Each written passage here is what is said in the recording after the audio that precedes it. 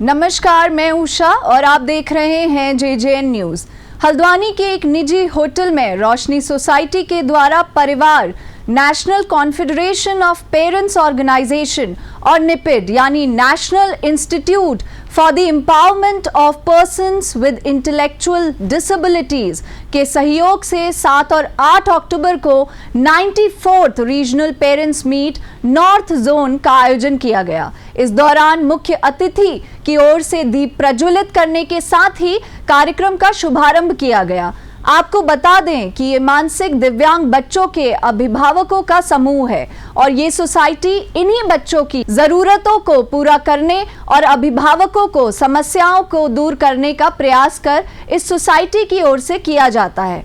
जानकारी के मुताबिक सोसाइटी की अध्यक्षा शिवानी पाल ने कार्यक्रम की शुरुआत में मुख्य अतिथि के तौर पर पहुंची समाज कल्याण विभाग की मुख्य वित्त नियंत्रक कमलेश भंडारी को पिछौड़ा उड़ाकर और प्रशस्ति पत्र देकर सम्मानित किया। साथ ही अतिथि के तौर पर पहुंचे तमाम लोगों का भी सोसाइटी के सचिव गोविंद मेहरा और उपाध्यक्ष हेमा परगाई और अन्य सदस्यों द्वारा स्वागत किया गया।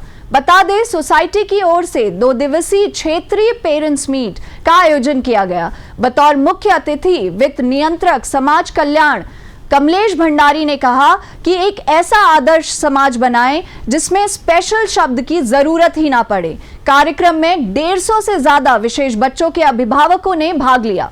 बच्चों ने सांस्कृतिक कार्यक्रम भी किए। कार्यक्रम में संस्था के राष्ट्रीय अध्यक्ष डॉक्टर पंकज मारू ने परिवार और संस्था के योगदान पर चर्चा की।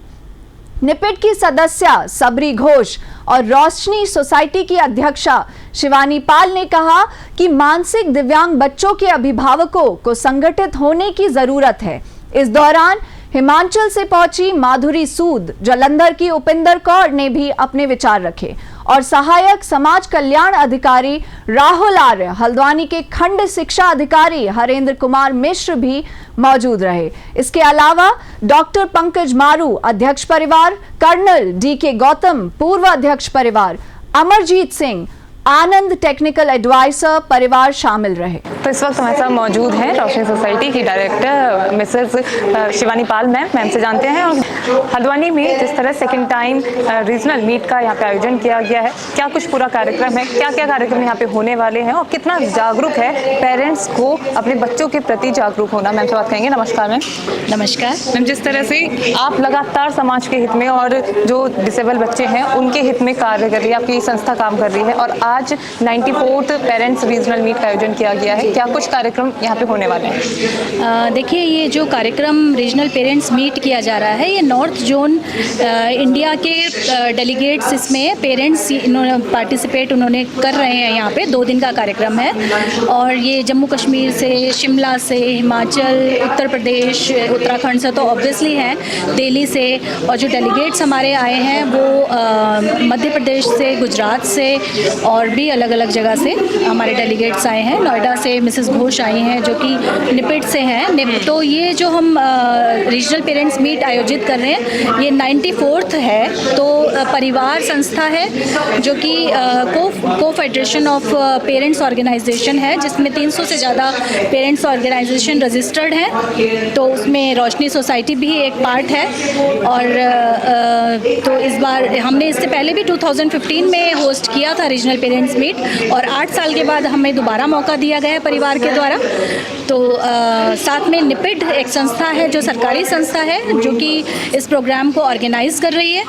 तो ये सारा दोनों संस्थाएं मिलकर रोशनी सोसाइटी हम होस्ट हैं एक्चुअली। तो ये हमारा मुख्य उद्देश्य इसके लिए यही है कि आप जानते हैं कि उत्तराखंड में अवेयरनेस की बहुत कमी है। तो कम से कम पहाड़ों से भी पूरा हमने कुमाऊं रीजन से, पूरा गढ़वाल उत्तराखंड से पूरा हम लोगों ने पेरेंट्स को फ़ोन कर के बुलाया है, एक पेरेंट्स को, ताकि वो लोग आएँ, अवेयर हो। दूरस्थ स्थानों पे जहाँ पे इवन गाड़ियाँ भी नहीं जाती, बच्चों को, पेरेंट्स को पता ही नहीं है कि इन बच्चों के लिए क्या सुविधाएं हैं, क्या सरकारी स्कीम्स हैं और हम किस तरह से इन बच्चों का पुनर्वास कर सकते हैं। और जिस तरह से मैम ने आप लोगों को बताया कि मुख्य धारा में आना बहुत ज़रूरी है, बहुत ही सराहनीय कदम रोशनी सोसाइटी की ओर से उठाया जा रहा है। सर हमारे साथ मौजूद हैं। नमस्कार सर। नमस्कार मैम। आपका नाम? मेरा नाम गोविंद मेहरा है और मैं सेक्रेटरी हूँ रोशनी सोसाइटी में। सर, जिस तरह से मैम ने हमें जानकारी दी, लेकिन यहाँ पे बात सामने आती है सरकार की कि सरकार को आगे आना कितना ज़रूरी है। देखिए, एक अभिभावक जो है बहुत सक्षम नहीं होता है बिल्कुल किसी बच्चे को लालन पालन में, क्योंकि इन बच्चों के लिए तो बहुत सारी चीज़ों की ज़रूरत पड़ती है। अगर आप देखें कि एक स्पेशल बच्चे के लिए स्पेशल एजुकेटर की ज़रूरत पड़ेगी, ऑक्यूपेशनल थेरेपिस्ट की ज़रूरत पड़ती है, स्पीच थेरेपिस्ट की ज़रूरत पड़ती है, आपके जो है अन्य तरह के जैसे स्किल्स को डेवलप करने के लिए और भी थेरेपिस्ट की ज़रूरत पड़ती है। तो इन सबको एक अभिभावक अगर इंडिविजुअली पूरा करेगा तो कैसे कर पाएगा? आप ये समझिए कि वो लाखों रुपए पर मंथ के तो खर्च नहीं कर सकता। अब मुख्य धारा में जो बच्चे पढ़ रहे हैं उनके लिए स्कूलिंग की फैसिलिटी है गवर्नमेंट के द्वारा, नॉर्मल स्कूल्स हैं जिनमें फ़ीस नहीं ली जाती है, उसमें गवर्नमेंट द्वारा टीचिंग कराई जाती है। लेकिन इन बच्चों के लिए क्या है? अगर आप गहराई से सोचेंगे तो सरकार का रोल बहुत बड़ा है। जब बच्चा डिसेबल्ड हो जाता है तो जितना पेरेंट्स का रोल है उतना ही सरकारों का भी रोल है, क्योंकि सरकारें हम इसीलिए चुनते हैं, ठीक है? तो सरकारों का इसमें बहुत बड़ा योगदान है, रोल है, और उस रोल को निभाने में ये अलग बात है कि कौन सी सरकारें इसमें कितना अपनी भूमिका निभाती है। अगर से मैं पहाड़ी इलाकों की बात करूं तो वहाँ पर बच्चों के साथ चैलेंजेस बहुत आते हैं, स्कूल जाने में, स्कूल से घर आने में। तो ऐसे में आपको क्या लगता है कि उन बच्चों के लिए क्या सही है करना? देखिए, पहाड़ों की समस्या बहुत दुर्भाग्यपूर्ण है इन बच्चों के लिए। मैंने बहुत सारे ऐसे बच्चे देखे हैं जिनको माँ बाप जिनका पैर बांध के रखते हैं ताकि बच्चा गिर ना जाए, ठीक है ना?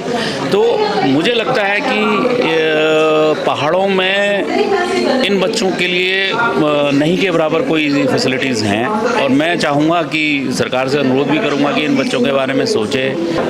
नमस्कार मैम। नमस्कार मैम, जिस तरह से रोशनी सोसाइटी की ओर से यहाँ पे रीजनल पेरेंट्स मीट का यहाँ पे आयोजन किया गया है, किस तरह इस कार्यक्रम को देख रही हैं और किस तरह से आपको लगता है कि पेरेंट्स को जागरूक होने की ज़रूरत है? मैं ऑर्गेनाइजिंग मेंबर हूँ निपिड से।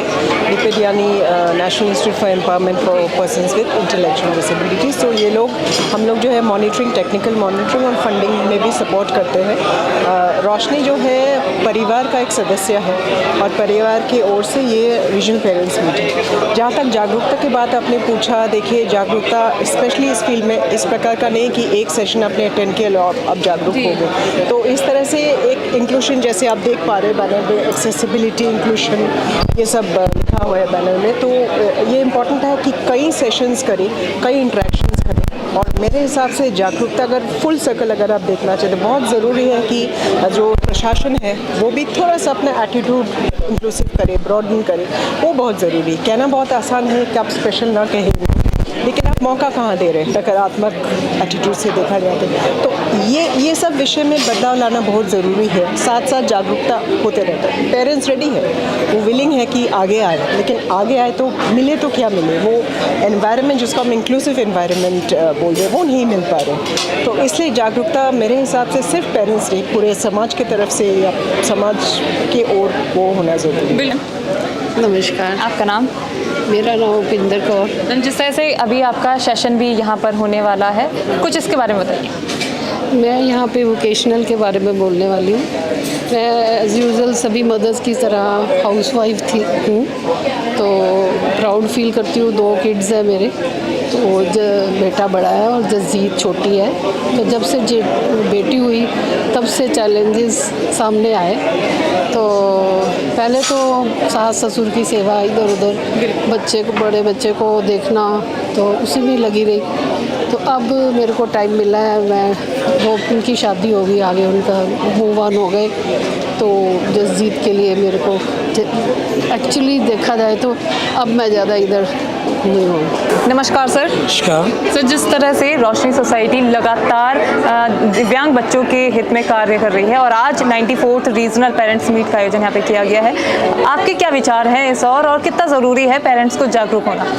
जी, निश्चित रूप से रोशनी सोसाइटी जो लगातार काम कर रही है इतने वर्षों से, और बेसिकली वो जिस सेक्टर में काम कर रही है, क्योंकि हम ये जानते हैं कि अभी 21 टाइप की डिसेबिलिटीज़ हैं, उनमें most vulnerable intellectual and developmental disabilities होती है, उसमें वो काम कर रहे हैं। जहाँ तक सवाल इस रीजनल पेरेंट मीट का है, चूँकि मैं परिवार का नेशनल प्रेसिडेंट होने के नाते मैं ये समझ सकता हूँ कि इसकी इम्पोर्टेंस कितनी है। और पर्टिकुलरली जब हम हिली रीजन की बात करते हैं, उत्तराखंड की बात करते हैं, जहाँ अवेयरनेस की बहुत कमी है, उसमें इस तरह के प्रोग्राम्स करके पेरेंट्स को ये बताना कि उनको अपने बच्चों के लिए क्या करना है, सरकार की क्या योजनाएं हैं, साइकोलॉजिकल लेवल पे अगर वो डाउन हैं तो उनको अब कैसे होना है, ये सारी चीज़ों को लेकर ये 2 दिन की वर्कशॉप बहुत इम्पॉर्टेंट है। और जिस तरह से रोशनी सोसाइटी ने इसको ऑर्गेनाइज़ किया है वह अपने आप में बहुत ही अमेजिंग है, क्योंकि बहुत अच्छा अरेंजमेंट है, उन्होंने बहुत मेहनत किया। और आई होप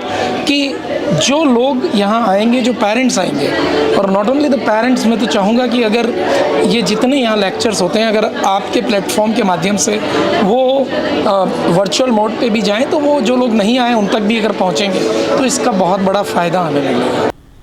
वहीं कार्यक्रम में शाम के समय बच्चों की ओर से रंगारंग कार्यक्रम और सुंदर पहाड़ी प्रस्तुति दी गई, जिसमें सभी लोग पहाड़ी परिधान में झूमते हुए नजर आए।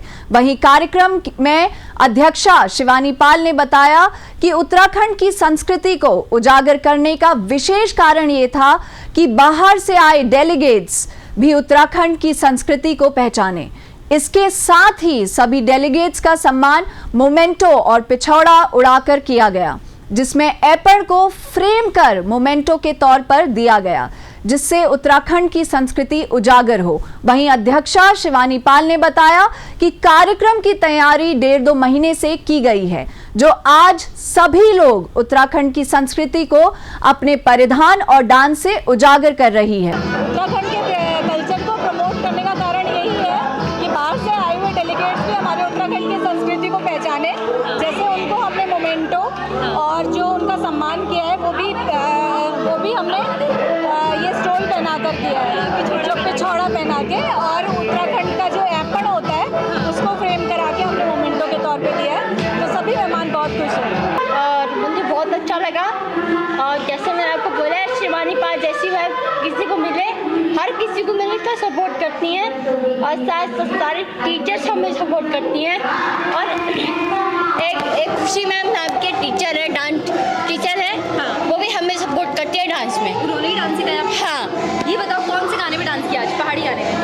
आज पहाड़ी गाने में नहीं था, दिल है छोटा सा में था। आपका था? हाँ, और भी था, ऊपर गिरना और नीचे, हक से जिएंगे हम वाला। और आपने कोई पहाड़ी गाना भी गाया आज? उत्तराखंड में मेरी मातृभूमि वही वाला गाया? हाँ। Okay, thank you. बड़ी सुंदर लग रही हो। हेलो, आपका नाम? माय नेम इज माही तिवारी। बहुत सुंदर लग रही हो। Thank you. कैसा लग रहा है आज? पहाड़ी बड़ी प्यारी लग रही हो आप, पहाड़ी बनी हुई हो। और किस गाने में आपने डांस किया? मैंने डांस करा तो पहाड़ी में करा है मैंने। पहाड़ी में किया? हाँ, और एक डांडिया में हो गया, पहाड़ी कैंपोरा हो गया, सब में मैं पहाड़ी में करा। मैं उन बच्चे से कहूँ यहाँ आए, परफॉर्म करे, वहाँ देखे बच्चों को और खुश होए। एक बार मिस कहना जो बगैर कह सकती हूँ। अच्छा, ये बताओ कब से आप प्रैक्टिस कर रहे थे? मुझको 20 साल हो गया है। हाँ। अच्छा, ये बताओ कौन सी मैम ने प्रैक्टिस करवाया? हाँ, मैं सोनी मैम है। और आज कैसा लगा परफॉर्मेंस करके? मैं बहुत खुश हुई। आज पहली बार मैं यहाँ प्रोग्राम होटल में आई थी। मैंने कभी मैं कह रही आई होटल में शिवानी मैम ने रखा होगा, मैं उनका बहुत बहुत धन्यवाद कहना चाहती हूँ। और मैं ये कहूँगी आज तो जो हमारे जो आदित्य और ये चैनल थोड़े अच्छा गाना और डांस अच्छा गाना है, उनको मैं बहुत थैंक यू कहना चाहूँगी। वहीं रीजनल मीट के दूसरे दिन जेजेएन ने ग्राउंड रिपोर्ट में लोगों के साथ बात की, साथ ही उनकी राय भी जानी और मीट के सक्सेस होने पर चर्चा की गई। साथ ही ये भी जाना कि कैसे रोशनी सोसाइटी ने किया अभिभावकों को जागरूक, जिस पर रोशनी सोसाइटी की अध्यक्षा शिवानी पाल की ओर से ये भी सेशन कराया गया, जिसका नाम रोल ऑफ पेरेंट्स ऑर्गेनाइजेशन था, जिसे उन्होंने अपनी पूरी टीम के साथ एक एक्ट के जरिए अभिभावकों को दिखाया। देखिए, अभी तक एक तो हमारे CWC के पंत जी आए थे, चाइल्ड वेलफेयर कमेटी के चेयरपर्सन जी, उनका सेशन हुआ है, JJ एक्ट पर हुआ है। उन्होंने JJ एक्ट के बारे में बताया है पेरेंट्स को, और काफ़ी जिन पेरेंट्स के मन में संशय था उनके भी काफ़ी क्लियर किए हैं उन्होंने। तो ये बहुत अच्छा सेशन रहा था। और जो हमारे डेलीगेट्स बाहर से आए हैं उन्होंने भी ये बोला कि इस तरह का हमने जितनी RPMs हो चुकी है, शायद सेकेंड या थर्ड बार इस तरह का सेशन हमने देखा है। तो काफ़ी अच्छा रहा। नेक्स्ट मेरा अपना सेशन था, टॉपिक था उसका रोल ऑफ पेरेंट्स ऑर्गेनाइजेशन। तो जैसे हमने यहाँ पे सुबह पेरेंट्स को सुन भी रहे थे, तो काफ़ी पेरेंट्स के मन में ये था जो पहाड़ों से आए हैं, उनके मन में था कि हम अपने बच्चे को कहाँ लेकर जाएं, किस तरह से करें। बहुत इमोशनल थे पेरेंट्स। और तो ये है कि जो हमने मेरा जो सेशन था उसके थ्रू हमने थोड़ा बताया पेरेंट्स ऑर्गेनाइजेशन क्या होती है, क्यों होती है, और एक एक्ट के थ्रू हमने उसे दिखाया है। तो जो लोगों को काफ़ी समझ में आया, क्योंकि ऐसे हम पढ़ने से शायद उतना ज़्यादा या सुनने से उतना समझ नहीं आता। जो प्रैक्टिकली हमारी टीम ने पूरा हार्ड वर्क था उसके पीछे ये सब दिखाने के लिए, और पेरेंट्स बहुत मोटिवेट भी हुए हैं उससे, बहुत अच्छा लगा उनको। हमारे पेरेंट्स की जो घटनाएं उनके साथ हुई हैं उसको ही हमने इसमें एक्ट के माध्यम से दिखाने की कोशिश की है कि वो लोग क्या क्या चीज़ें फेस कर रहे हैं, चाहे वो अंधविश्वास को लेकर हो, चाहे वो ट्रांसफ़र को लेकर के हो, कि मतलब पेरेंट्स को, मतलब जब हमारे जिनके मतलब हस्बैंड या वाइफ जो कि गवर्नमेंट जॉब कर रहे हैं, लेकिन उनका इतना इंटीरियर में ट्रांसफ़र कर दिया जाता है जहाँ पर कि बच्चों के लिए कोई सुविधाएं नहीं है, तो उसमें भी बहुत से पेरेंट्स को मतलब सहयोग मिला है रोशनी का। नमस्कार सर। तो जिस तरह से यहाँ पर रोशनी सोसाइटी की ओर से पेरेंट्स रीजनल मीट का आयोजन यहाँ पे किया गया है, दूर दराज से लोग यहाँ पर आए हैं, डिसेबल बच्चों के पेरेंट्स भी यहाँ पर पहुँचे हुए हैं।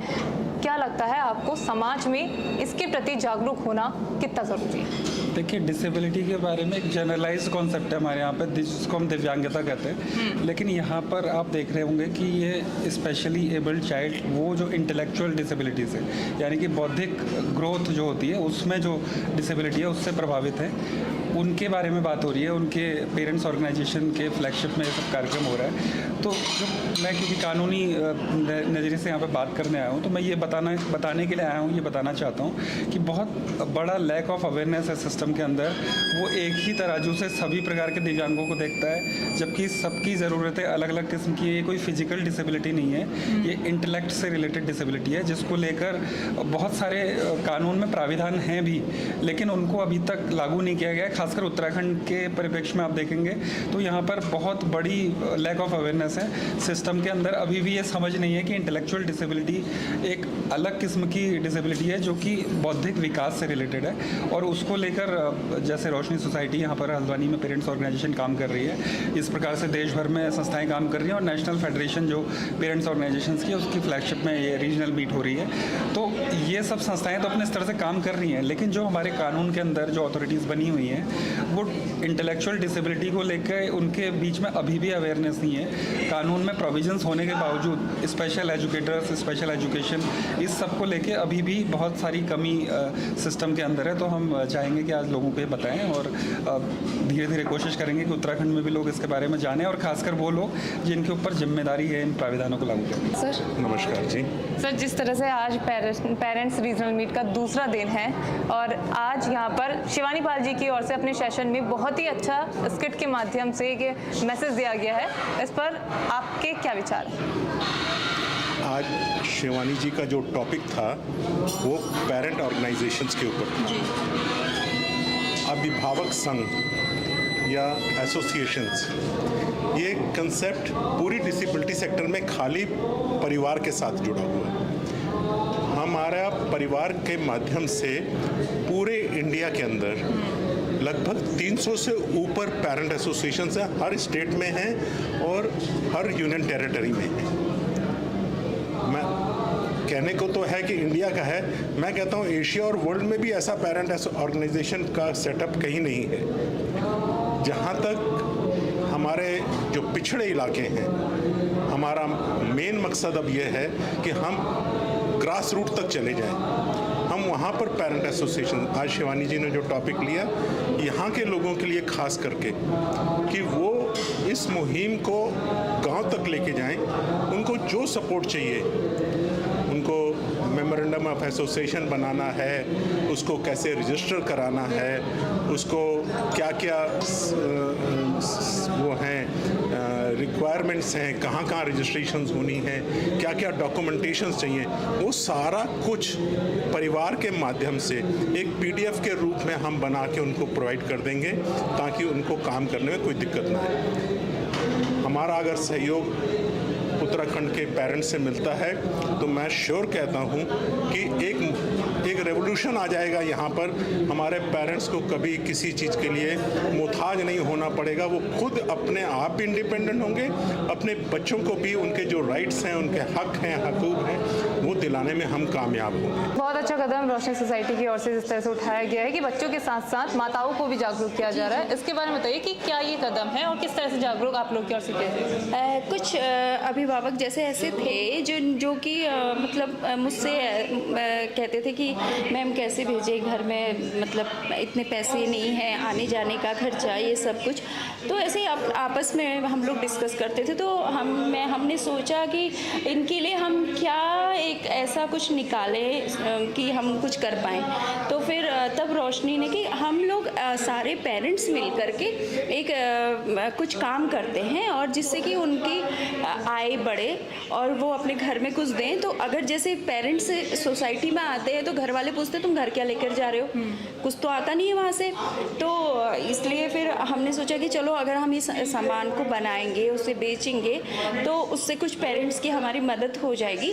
ये सोचते हुए हमने कुछ काम शुरू किए हैं, जिसमें ये हम लोग ये है नमक हम कुछ हमारी महिलाएं नमक वगैरह बना रही हैं। इसमें अभी तो लहसुन का नमक है, जीरे का नमक है, अलसी का नमक है जो कि स्वास्थ्य के लिए बहुत अच्छी है, और अलसी का नमक है, और ये भांग का नमक है जो कि बहुत ही बढ़िया टेस्ट में है। इसको हम सलाद वगैरह में यूज़ कर सकते हैं। बहुत से लोग तो इसके लिए रोटी का भी मैं भी खाते हैं। जैसे ये जीरे का नमक है, ये है जीरे का नमक, ये देखिए, ये हमारी महिलाएं बना रही हैं और हम लोग इसको सेल करते हैं। और ऐसी अचार का मसाला है, कुछ महिलाएं अचार वगैरह भी बना रही है, कुछ बड़ियाँ पापड़ की बड़ी है, खीरे की बड़ी है, भूजे की बड़ी है, ये सब चीज़ बड़ियाँ पेठे की, ये सब चीज़ भी बना रही हैं। साथ ही कार्यक्रम का समापन एक पैनल डिस्कशन के साथ हुआ, जिसमें अभिभावकों ने विशेषज्ञों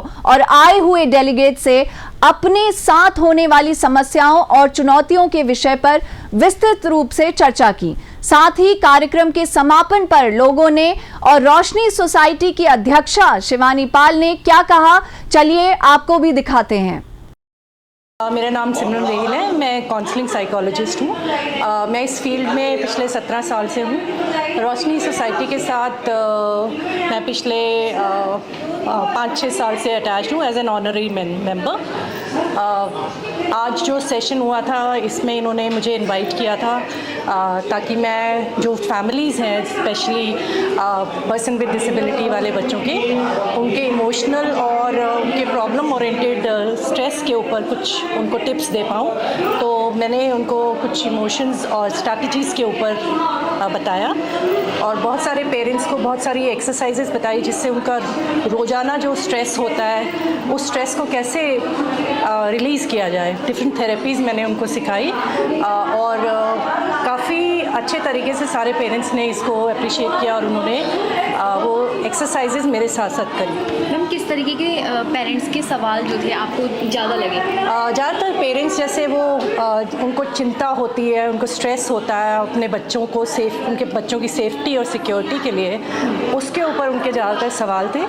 आई थिंक ये 2 दिन की जो वर्कशॉप थी, इस वर्कशॉप में काफ़ी जो स्पीकर्स आए हैं, उन्होंने इन सब टॉपिक के ऊपर उनसे बातचीत करी, और काफ़ी स्ट्रेस उनका रिलीज़ हुआ है। नमस्कार, आपका नाम? Shabari Ghosh. I am senior social worker, national institute for empowerment for persons with intellectual disabilities, Noida. NIEPID के सौजन्य से ही इनका यहाँ पर मॉनिटरिंग और फंडिंग का हम किए हैं। मैम, किस तरीके के सवाल आज पेरेंट्स की तरफ से ज़्यादा थे आपको लगे? सबसे ज़्यादा तो ये है कि फ्यूचर प्लानिंग का क्या होगा और हम करें तो क्या करें, क्योंकि यहाँ पर हल्द्वानी में या नैनीताल के हैं ज़्यादा सर्विसेज है नहीं ऐसे बच्चों के लिए। नॉर्मल स्कूल्स में एक्सेप्ट नहीं किया जाता है, बाकी जबकि देश भर में इंक्लूसिव स्कूलिंग का पॉलिसी निकला है जिसमें जनरल स्कूल्स में भी स्पेशल बच्चे के दाखिला होते हैं, थोड़े बहुत काम भी होते हैं उनके साथ में, लेकिन यहाँ वो प्रोविज़न नहीं है। तो वाकई में सोचने वाली बात है कि 24 घंटे बच्चा का देखभाल करना, ऊपर से बच्चे का स्कूल नहीं जाने की वजह से कोई सोशलाइजेशन नहीं हो पा रहे, ना कोई एक्टिविटीज़ हो पा रहे। तो मेन क्वेश्चंस तो इस प्रकार के आए हैं और सेकंड लेवल ऑफ क्वेश्चंस है कि हमारे बात क्या है, किस तरह से देखभाल करें, क्या छोड़ के जाए इनके लिए, कौन देखभाल करेगा, क्या प्रोविज़न है एम्प्लॉयमेंट का। तो ये इस तरह के सवाल आए हैं जो कि सबसे ज़्यादा हमें महसूस किया। I am colonel doctor V K. Gautam, I am the ex president of Parivaar. Panel discussion था, किस तरीके के सवाल ज़्यादा आपने देखे पेरेंट्स की तरफ से आए थे? किसकी तरफ से सवाल आए? पेरेंट्स की तरफ से अपनी विचार और आए, सभी के जवाब दिए। सभी के जवाब दिए। हाँ जी। किस तरीके के ज़्यादा सवाल थे? व्हाट आफ्टर मी, पूरी तरह संतोषजनक जवाब उनको शायद ना मिले, लेकिन वो एक किस्म के धारा में आ जाते हैं। अब प्रॉब्लम ये आती है पहाड़ी इलाके में, जब बैकवर्ड इलाके में प्रॉब्लम ये आती है, they don't want to get together and start an NGO, they should start an NGO. मतलब 1 man fighting and 10 men fighting, there's a difference. But 10 men get together, 10 people, family get together, then they are more stronger vis-a-vis. तो जानते हैं हमारे delegates थे परिवार के national president Pankaj मारू जी और निपिट से जो आई थी मिसेस घोष, और बाकी भी सभी मेंबर्स ने हमें 100 आउट ऑफ 200 मार्क्स दिए हैं। तो obviously it's a great success, सभी लोगों को बहुत अच्छा लगा, सारा ही अरेंजमेंट, इवन होटल मैनेजमेंट का भी और हमने जो होस्ट किया आरपीएम, उसके भी एक एक चीज़ की उन्होंने सराहना की है, जिसको लेकर हम टेंस थे। लास्ट टाइम भी हमने किया था बट वो 8 years पहले किया था, और तब से आज तक में बहुत से रूल्स एंड रेगुलेशन में भी चेंजेस आए हैं और भी बहुत सारी चीज़ों में चेंजेस आया है। तो हम लोग काफ़ी टेंस थे लेकर कि शायद कुछ चीज़ें हम लोग ना सॉल्व कर पाए कुछ इश्यूज़, बट नहीं, वो लोग मतलब इतना खुश हैं कि हमें लगा कि नहीं, हमारी मेहनत वाकई। तो देखा आपने रोशनी सोसाइटी की ओर से कैसे 2 दिन पेरेंट्स रीजनल मीट का आयोजन किया गया और कितनी अच्छी तरह से सोसाइटी की ओर से कार्यक्रम किए गए, साथ ही अभिभावकों को जागरूक भी किया गया। तो ये थी हमारी खास रिपोर्ट। अगर आपको हमारी ये रिपोर्ट पसंद आई तो इसे लाइक करें, कमेंट करें और शेयर करना ना भूलें।